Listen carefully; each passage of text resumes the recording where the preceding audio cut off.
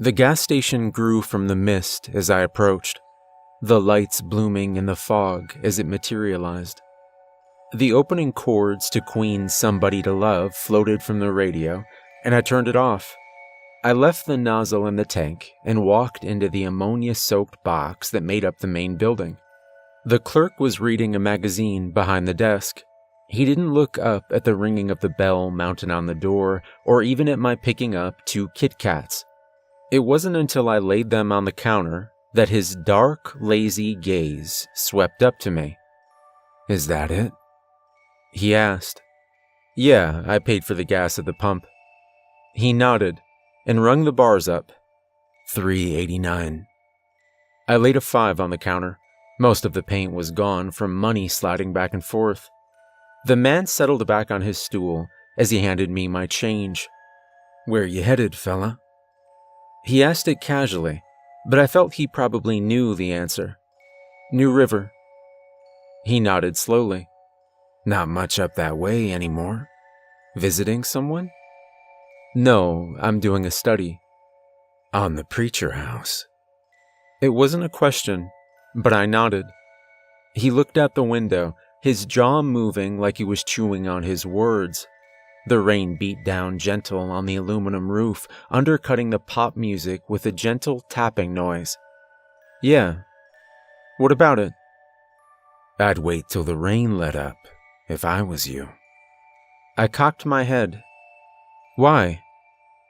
His jaw made that same movement again, and I wondered what battle was going on in his head as he slid his hands into his hoodie pocket. "I just would." He looked me up and down. "People up there won't be happy to see you. Your type." I adjusted my glasses, knowing the answer before I asked. "My type." He chewed the words. "You know what I mean." "I do. I'm doing a thesis project on the house." He shuffled his feet. "You're gonna think I'm stupid, man, but take some advice. Don't go up there." "I've heard the stories," I reassured him. He looked at me, and his face changed from apprehension to something resembling pity. I extended my hand over the counter. "My name's Josh." He shook it with a hand much more calloused than mine. "Renard." "What an interesting name. It's nice to meet you, Renard." He nodded. Everything about the man could be described as quiet. All of his movements were small and slow. His t-shirt and jeans were earthy, somber colors. Even his eyes were a muted shade of green. "If you really need to, tell them you talk to me, but only if you really, and I mean really, need to. Like if someone starts giving you trouble or something, I'll have a whole mess of trouble if people find out I'm talking to you." I hesitated for a moment. Will they? Give me trouble, I mean. "Probably not. Nobody ever goes up there, especially not in the rain. Down here, though, well..." "Why not the rain?" I asked. Instead of answering, he glanced at the ring on my finger. I wondered if I was going to have to go through this song and dance yet again. "She's dead," I said flatly. After a moment, he answered, "I expected as much." I cocked my head questioningly. "Have a nice day," he said, picking up his magazine again. Back in the car, I pulled my tape recorder from my bag and flicked on the record switch. It wasn't for serious notes, but more for general themes and feelings. The professor had recommended it to help us keep track of our feelings and ideas as we collected the materials for our thesis. Met a man in the gas station on the edge of... I looked around, trying to figure out what to call it. The general area. He asked where I was going and tried to dissuade me from it. He gave me his name as Renard and said to use it if anyone gives me any trouble. He also told me that they wouldn't be happy to see my type.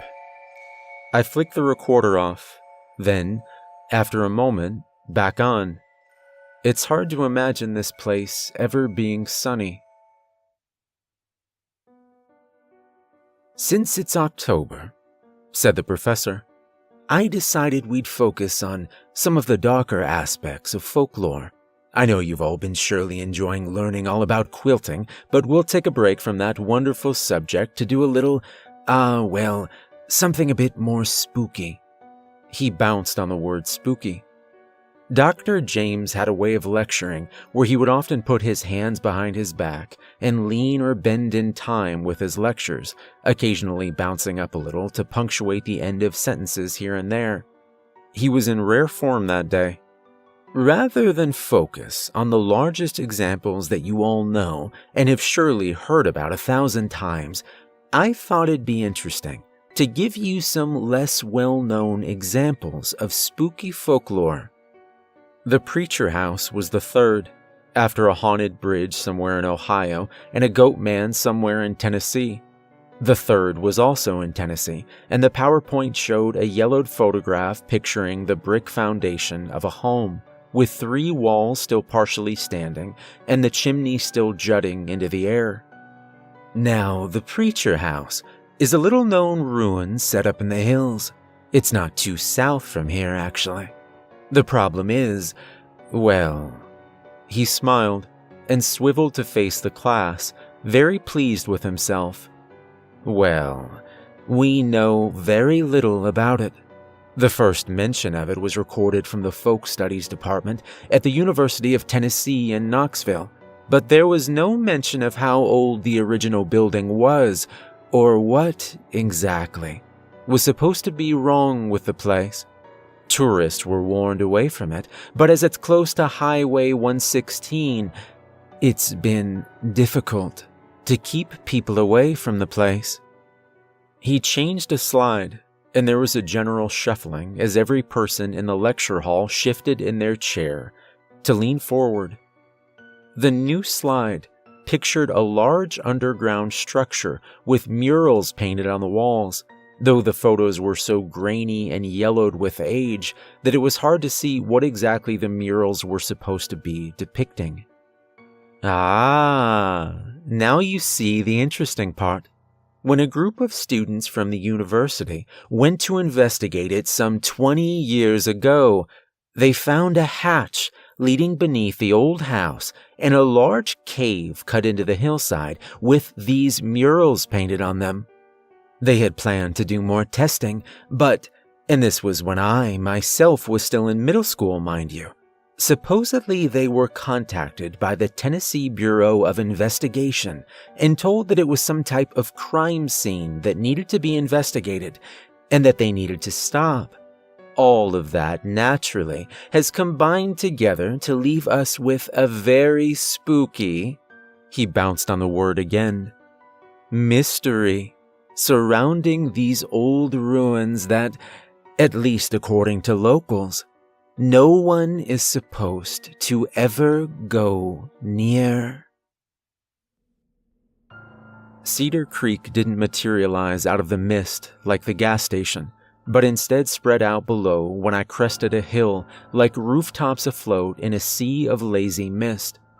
The Preacher House was on the other side of town, and as I drove through the wet, quiet streets, I looked at the decaying town. If broken, boarded-up windows had been in vogue, then Cedar Creek would have been the pinnacle of fashion. But as it were, a quiet, proud desperation slunk between the buildings and crossed the cracked streets, somehow more tangible even than the mist or the rain. I stopped at a red light beside a diner that probably had dirt in the grout that was older than me, and tried to ignore all the pale, sunken faces in the windows watching my car.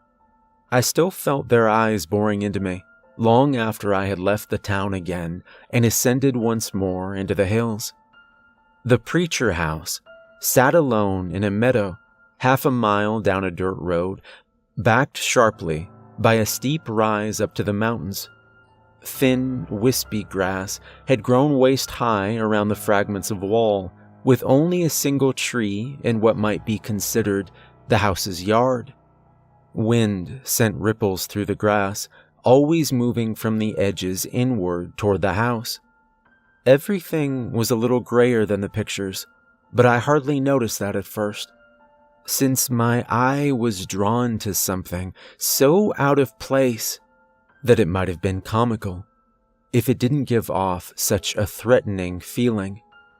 In front of the house, some 10 feet from the closest fragment of wall, someone had sat an old stand payphone, the kind painted blue on the sides.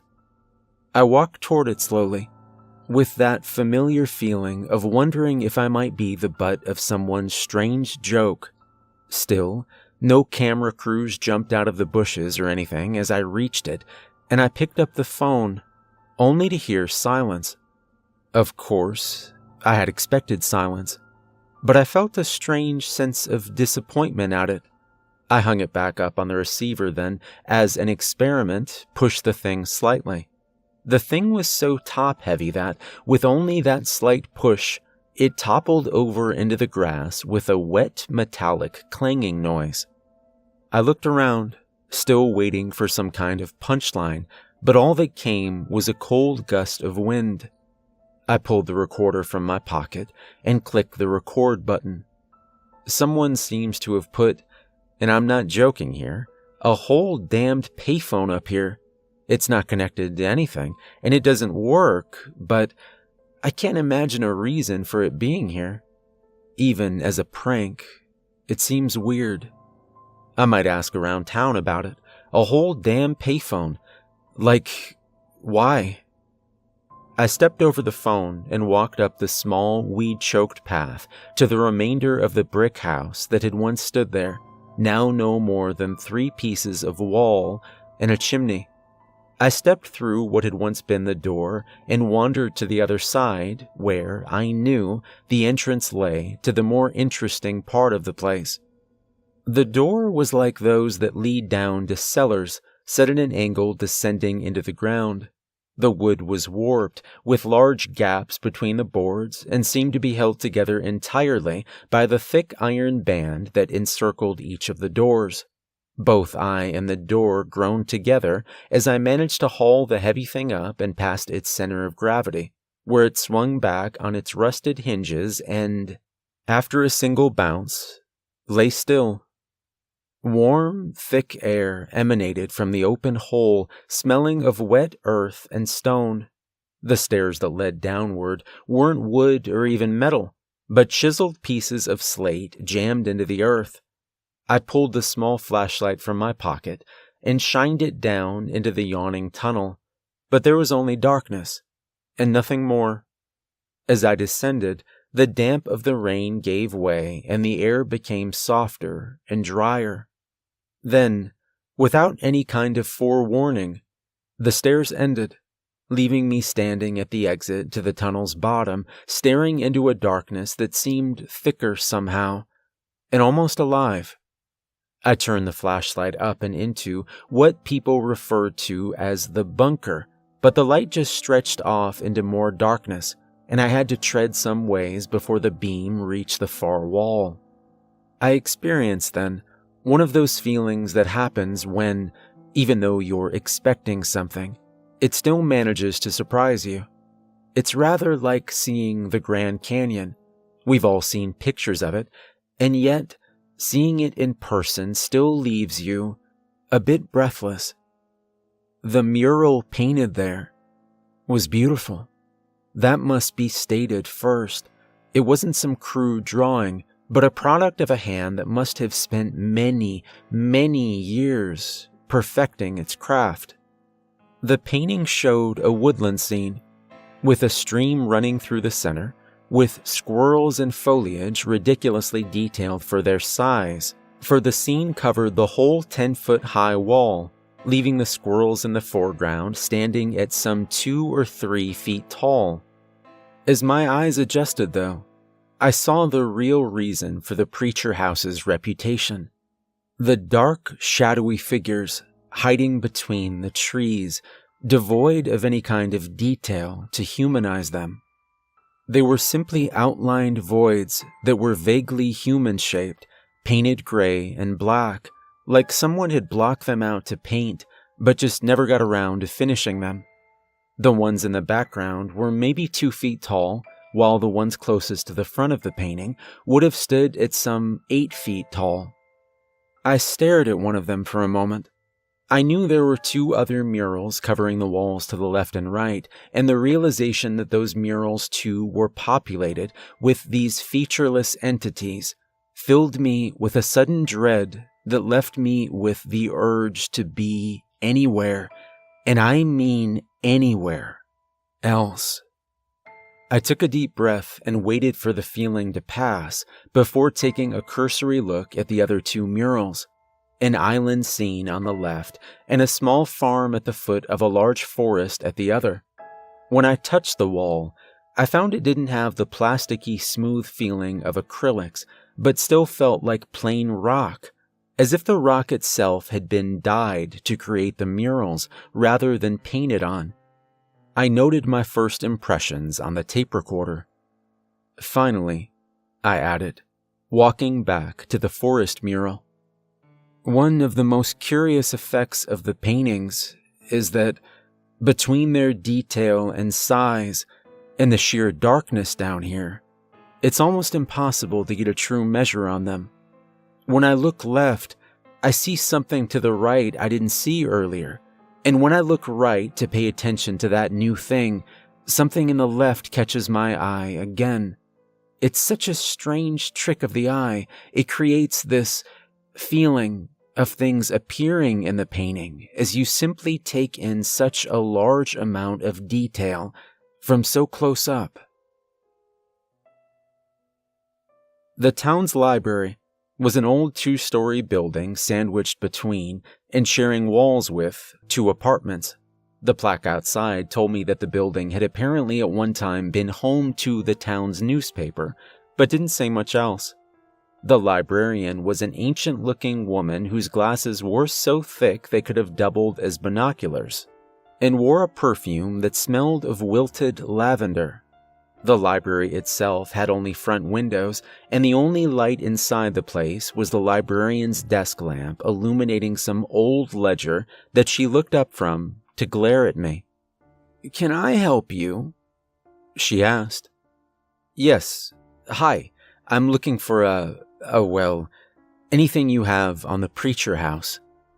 I didn't know until that moment that an empty library could grow somehow more silent. And yet, it did. The rain even seemed to slacken, like it decided it would take a stroll down the street and come back after all this unpleasantness was over. "Well, which preacher? Preacher Hancock's place? Preacher Campbell? Or we got Preacher Gamble's house over on—" No, I said, holding up a hand and cutting her off. "I mean, the Preacher House." She'd well known what I meant the first time, and we both knew that. "Don't know the place," she said, turning her attention back to the ledger. "You have a nice day." "I'm just looking for any records about when it was built or who its owners might have been, or anything like that." Her only answer was to continue staring pointedly at the ledger. "Please, I'm not looking to cause trouble or anything. I promise." She still didn't look up. I sighed and turned to leave, but I only got a step before I remembered something. It wasn't exactly an emergency or anything, and it seemed a long shot, but I didn't really have much to lose at this point. I turned back to the desk. "Renard told me it was okay." She didn't move for a moment, but her jaw worked furiously as she ground her teeth. When she did look up, it was an angry acceptance rather than any kind of helpfulness. She pushed back from the table with alarming agility for someone so old, and marched off into the gloom, muttering something that sounded angry. The sound of it moved through the shelves and up the old spiral staircase at the back of the place, then over my head before making its way back. In her hand, she held a battered old folio with a typed label that said, "Preacher Family Records." "You stay right here with it," she said pointedly. "You can sit at that table over there." A part of me wanted to joke that she wouldn't be able to stop me if I wanted to take it with me, but something told me not only would she not find it funny, but it very well might be entirely wrong. I sat down at one of the long tables close to the windows and flicked on the desk lamp, then opened the folio. It took me some time to sort through the stack of documents. Most were yellowed and thin with age and carried a smell of dust and mold. Some were so frail I was afraid to handle them with anything other than my fingertips, lest they crumble. The documents traced the births and deaths of the Preacher clan for just over 100 years, but detailed little else besides. The last record I found was a deed given to one Jedediah Preacher, dated 1890, in the general area of the Preacher house. There was absolutely nothing regarding what led to its current state. I took the folio back up to the librarian and thanked her. She didn't even look up. I rented a motel room at a long one-story hotel wrapped around a parking lot, this one situated at a small dark bend on the road leading from town, surrounded by old-growth cedar trees. I walked in and turned on the lamp, only to find the television didn't work and the heater only had one setting. I pulled my chair into the door and sat there, moving it backward or forward when I got hot or cold. I sat and listened to the rain patter off the aluminum roof and the bed of crushed cedar needles.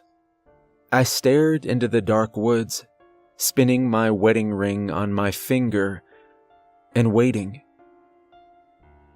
After my usual 2 hours of sleep, I awoke with no idea what I was going to do next for my thesis, which is why I was more excited than disturbed when I found that someone had slipped a note under my door that read simply, "Cedar of Cedar Creek, verse Alton Bransberry." After a coffee, I made my way through the chilly, sprawling hallways of the courthouse until I found the records department and asked for the case. The archivist, a small old man with wire-rimmed spectacles much too large for his face, frowned heavily when I asked him, but nevertheless led me down to the archive's reading room at the end of a long yellowed hallway that smelled of ammonia and buzzed with the sound of failing fluorescent lights. The room itself was small and carpeted, with only an old steel table and chair inside. He brought me the folio and left silently. The case concerned one Alton Bransberry, a local shop clerk who, at least according to the records, burned the Preacher house to its current state in November 1912. From the records, it seemed that the trial was less to determine whether or not Bransberry was guilty or not, since he'd been found standing beside the charred ruins with a can of gasoline and singe marks on his clothes, but more to determine whether he was mentally competent enough to actually be tried by the court. The state doctor that examined Bransberry ultimately wrote in a letter to the court that, while Bransberry doesn't carry the demeanor of a paranoiac or have many of the telltale signs of a nervous disorder, I still must declare him mentally incompetent, due in large part to his strange delusions of shadow men and the disturbing reason he gave for his actions. Those disturbing reasons were recorded later in the judge's written opinion after the verdict. Due to Mr. Bransberry's firm belief that the Preacher family homestead was inhabited by some kind of evil spirits, I must concur with the opinions of both the defendant's private doctor and the one supplied by the court, with that opinion being that Mr. Bransberry is not competent to stand trial or face punishment for his actions at this time. While one could be forgiven for mistaking Mr. Bransberry's capacity for lucidity from his easy manner and good speech, his accounts of what led him to ultimately set the fatal fire that killed the Preacher family point unquestionably toward an addled mind. Those accounts referencing shadowy figures standing outside his house that spoke to him with the voice of his recently deceased son. When he followed these figures, he ended up at the home of the preachers. This happened, according to him, for some months and led him to his ultimate pronouncement that this place was, in his words, cursed. Whether his condition is a result of the death of his son, some deficiency brought on by age, or a weak constitution, or some other cause, I truly believe that it would be a mistake to condemn a man so clearly divorced from the reality of his actions. There remains but the possibility of a post-cure trial, but I imagine he will remain a ward of the state for the rest of his days. Signed, Honorable Judge John Oppenheimer. While Mr. Bransbury's own statement was also included in the folio, I've elected to not include it here due to its, shall we say, opaque nature.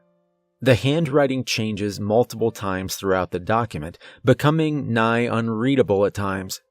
And there are breaks between paragraphs that leave one with the feeling of having skipped several pages in a book that also changed languages while you weren't looking.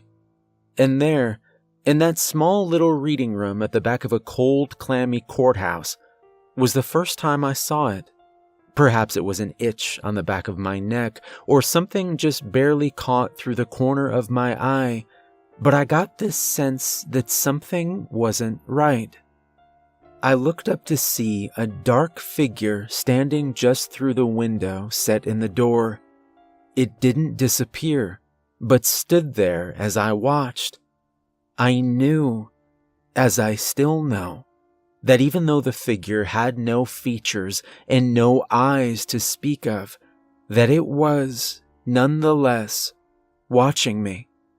I knew that it could see me just as well as I could see it. And we sat like that, me at the little desk in the little room, it standing in the doorway, watching each other in a silence so thick it might have been water and drowned us both. Strangely, that first time, I wasn't necessarily scared.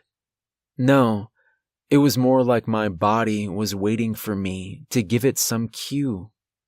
After some moments, the figure turned slowly and walked back down the long hallway before entering the shadows by the stairs and disappearing from sight.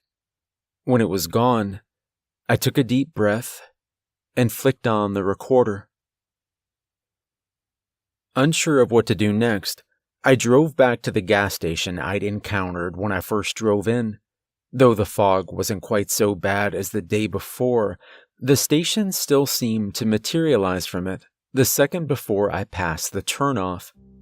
Not a soul was there but the clerk, the same one as before, reading a weathered old paperback while Hank Williams played on the speakers. He looked up when I walked in. "Hiya. Doing all right, Renard?" I asked. He shrugged and looked at me flatly. "Better than you, by the looks of it."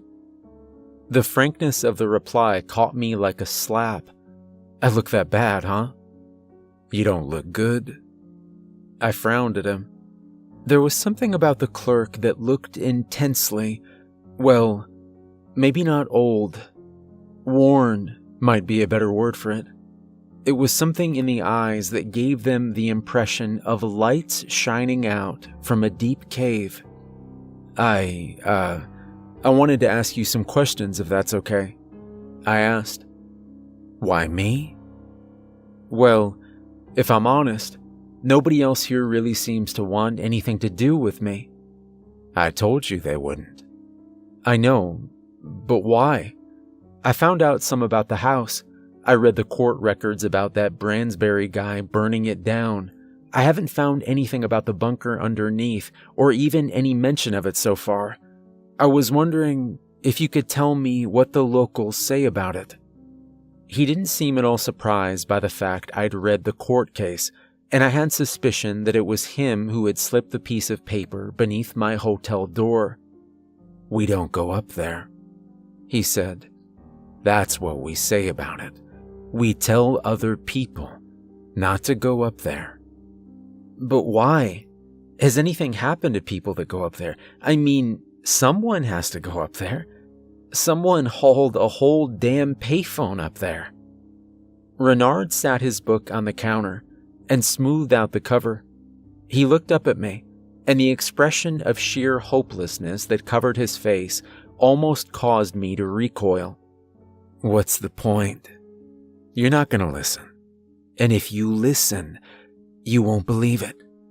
And if you believe it, you'll think it won't happen to you. Same thing all of you do when you come here." He rubbed his forehead with the tips of his fingers, pressing so hard it left red splotches on the skin. "Just go home. For once. Just..." He sighed. "Just listen." I gave him a moment before I asked again, "What happens to people at the preacher house?" His fingers still pressed into his forehead. His face was entirely covered from view when he answered. "They just don't come back." "So they just vanish?"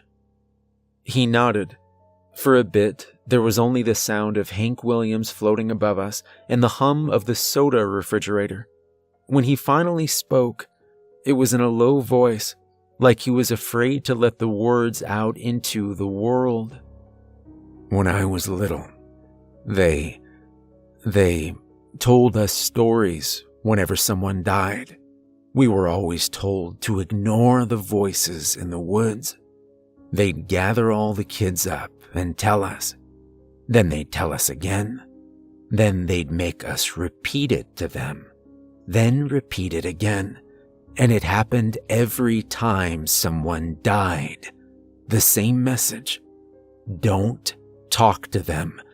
Don't do what they say." "What did they say?" I asked him. "Did you ever hear them?" He looked out the gas station's windows towards the thick woods across the road, barely more than a dark splotch through the mist. "I don't hear them. Sometimes they're out there, though." He pointed toward the road. I thought of the black figure I'd seen standing inside the courthouse. "They attract people," he said, his voice growing even quieter, so I had to lean in to make out the words. "I don't know how. People find out about the place, though, always when they're at their worst, and they come looking." He looked down, and I followed his gaze to my wedding ring. He looked back up, and the silent implication was clear. A large truck pulled into the station, belching black smoke from its tailpipe. "You need to leave. People can't think I'm talking to you." "But you told me to tell people I talked to you." "I said only if you really, really needed to. I'd rather not have my tires slashed if I can help it. Thanks. Please go." The panic in his face told me that he was being serious, so I quickly laid $1 on the counter and walked out with a bag of chips and a Coke. The two men in the truck watched me sullenly. I waved at them, and one of them spit out the window. Later that night, I finally called my mom. Since the phones inside the rooms also didn't work, I used the payphone beside the office. She was glad to hear from me, and if I'm honest, I felt guilty for not calling her sooner. I could almost hear her nose wrinkling through the phone as she went. "What on earth are you doing all the way down there?" "I'm writing my thesis on a house down here. It's a neat little place." Wouldn't put it past them to shoot you. You know how people are. You know, down there." "Yeah, Mom." "Have you decided what you're going to do with this master's degree now that you're about to have it?" And just like that, the conversation traveled down a path worn smooth by so many comings and goings. I looked out into the rainy parking lot. The single street lamp in the middle barely stretched to the woods all around us, turning everything a slight shade of orange. "Not yet, Mom." She sighed. "I know, Mom." "I'm not going to start. I know better. You'll do what you'll do, and I've already made my feelings about this very clear." I waited for the beat of silence that always followed before she continued. "But I do wish you'd just come home and—" She kept on, but her voice trailed off from me as I continued to look out at the parking lot and started to notice the dark shapes standing at the edges of the light, like outlines of tall people that hadn't been filled in. None of them moved, and I wasn't sure if they'd been standing there the whole time or had simply materialized from the dark mist like the gas station. "Are you even listening to me?" She snapped. "Sorry, Mom. Someone was telling me they needed to use the phone." There was an impatient huff. "There's not even more than one phone at the hotel? What kind of Holiday Inn are you at?" "I gotta go, Mom. He needs to use the phone." "Well, just call me tomorrow if you can. I miss you, and your dad misses you, Josh. Gina's parents ask about you." "I will." I hung up the phone before the conversation could reach the point where she started with the aphorisms. I walked to the edge of the covered awning that ran the length of the little motel and looked at the dark figures standing there. I took my phone from my pocket and slowly waved. They didn't wave back. I walked back to my room. Inside, I took my tape recorder from my pocket and clicked record, but instead of speaking into it, I laid it on the little table beside the bed and did my best to sleep. I spent the next day with that acerbic old woman poring over the library's collections, which consisted almost entirely of old journals, diaries, and handwritten store ledgers.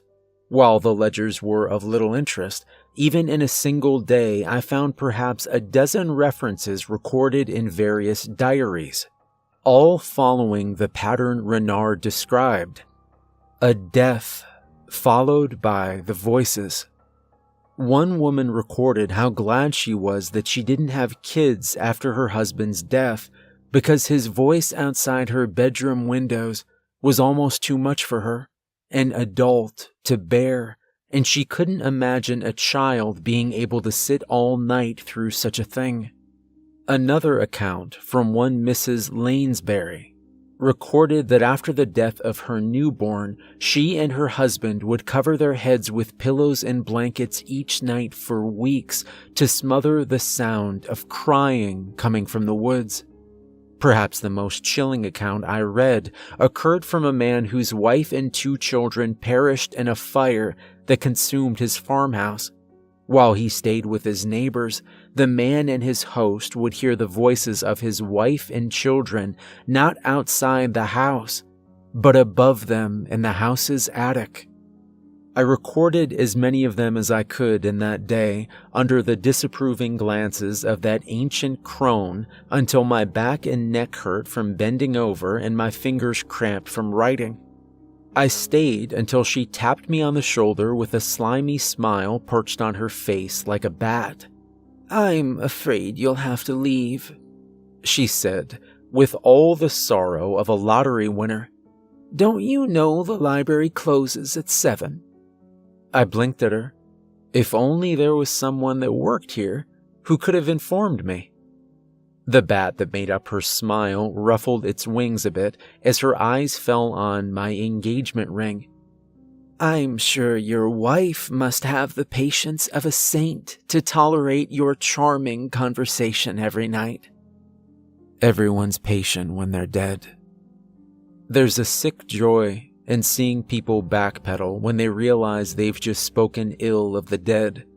It's a distinct kind of shame that cows even the prickliest personality and sends most people into a stammering fit. I could see, even as I said it, that the old woman wasn't most people, though, and I got the distinct impression as she stood there smiling at me that she had lost the capacity for shame long before I was even born. Whether she had lost it amidst the cutthroat business of small-town gossip and intrigue, or it had simply been slowly pressed from her by the weight of the years, I couldn't say. But she didn't waver a second before she replied, "Lucky her." For dinner, I stopped at a small rain-soaked diner close to the edge of town with those old-fashioned red stools at the bar.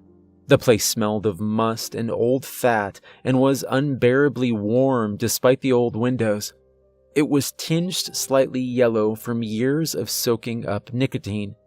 The cook held an unlit cigar in his mouth that he swiveled from one side to the other like a pendulum. He didn't glare at me or scowl, but simply watched me out of the corner of his eye, turning between me and the old television in the corner, like he couldn't figure out which might be more entertaining. I plugged headphones into my tape recorder to listen to the recording of the night before, but the only noise was my own snoring. The longer I listened, the more of that feeling I felt. It was the same that I'd felt when I picked up that phone outside the preacher house, a sort of nervous apprehension, mixed with something like hope. Again, though, there was nothing, and the old cook gently sat the burger down at my table, with a sound no louder than the rain pattering down outside. I dipped a fry in ketchup and looked out the window, knowing already what I'd see. The parking lot was a cracked old thing with potholes that could swallow a child. The only light was a floodlight bolted to the front of the building, and at the edge of its reach, I saw them there again. Come on, I thought. Say something. Let me hear it. I turned to find the cook watching me intently with that same blank expression on his face, and I realized I'd been muttering the words I was thinking. I looked at him, looked pointedly at the figure standing in the rain, and then back at him. He raised a thick, calloused finger in front of his lips, then slowly shook his head. That night, I again sat the tape recorder beside my bed. The rain had slowed to a thin misting, but the air was so heavy and wet that the cold night soaked into my bones and I couldn't get warm even in the heat of the room. I laid in the dark, shivering, until I heard the gentle knocks. There were 3 of them at a time, not fast or slow, not hard or gentle. They were just there. I threw the covers from my shivering legs and padded across to the door. I had the deadbolt engaged and the chain locked in its place. I placed my ear to the cold wood. "Gina?" I asked. The knocking ceased in the middle of a sequence. Again, that strange feeling of a dreadful kind of hope flooded my mind, and again, there was no reply. The only noise at all, besides the splat of rain dripping from the awning, was a kind of static noise that swelled and pulsed like a television in a power surge. I unlocked the deadbolt, thinking I might peek through the crack in the door allowed by the chain lock. I turned the knob, ready to crack the door open, when something stayed my hand. It was old fear, like the cedar trees were old growth. It was the feeling of facing something beyond my ken in every way, shape, and form, like a caveman watching an eclipse. It made my heart start to race, even as it made each beat painful. Instead of opening the door, I placed my palms against the wood and held it fast, bracing against a push that never came. The knocking never resumed, and when I finally gathered the courage to peek through the window, there was once again nothing. I walked outside, but there was no voice or ghostly laughter. There was nothing but the rain and the hum of the street lamp. There were no marks on the ground and no people about. Even the figures at the edge of the woods were gone. That was when I felt something wet on my cheek and found that, to my surprise, I was crying. The next morning, I awoke to find another note, this one taped to my hotel door. It read, "Mr. Hollins, we're afraid that due to complaints from other guests, we're unable to accommodate you any longer. Please vacate by the usual check-out time. We're sorry for any inconvenience this may cause." In other words, since you can't leave shit alone, get out. I was already planning on leaving that day, but it never feels good to be kicked out of somewhere. The lady at the front desk wouldn't even look at me while she checked me out. Hell, she didn't even speak. She just meekly reached for my key and gave me a receipt. Then again, maybe I'm being paranoid. Maybe she just had some really interesting shoes. While I loaded my bags back into the car, I noticed something that sent a different kind of shiver down my spine. I just slammed the trunk and turned around to stretch my back when I noticed that, out of about 11 rooms in the hotel, 6 of them had people in the windows, actual people with actual human features, all watching me. They didn't look particularly angry or scared, but they had a back the way you came look. It wasn't exactly angry, but it's the look you get when you get lost on a country road and have to stop and ask for directions. Where's Interstate 10? Back the way you came. Where can I find a payphone? Back the way you came. I drove away from the old hotel. The clouds were finally beginning to break, and a morning sky was peeking out blue from between them. It was only late morning, but was already warm enough for me to roll the windows down, one of the last warm days of autumn. It amazed me how different the place looked in the sunshine. The houses were still old, with peeling paint and dark windows, but in the sun, they did have a lazy, comfortable kind of charm to them. That charm pervaded the whole town as I drove through. Old brick always looks warm in the sunlight, and despite boarded-up windows and the uneven streets, I found myself driving slower to savor the trip through the town.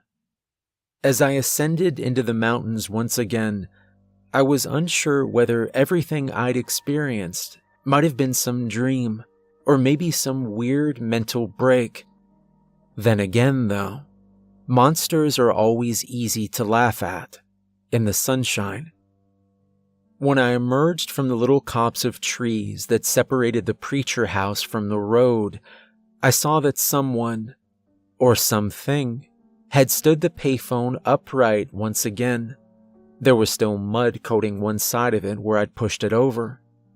In the birdsong and the crisp rustling of dying leaves, I stood in front of it for a long moment, trying to decide just how much to indulge in a fantasy that I knew deep in my heart wouldn't help me. Then I picked up the phone. "Gina?" Nothing. I hung it back up and walked over to the stairs leading down to the so-called bunker. The door was still resting open on its hinges. The light didn't reach far down the steep stairs, but it reached far enough to just barely illuminate the dark figures standing inside. They watched me, and I watched them, and a silent invitation was exchanged. They knew what I wanted, and I knew what they wanted. They were smart enough to know that for others, the voice was the bait.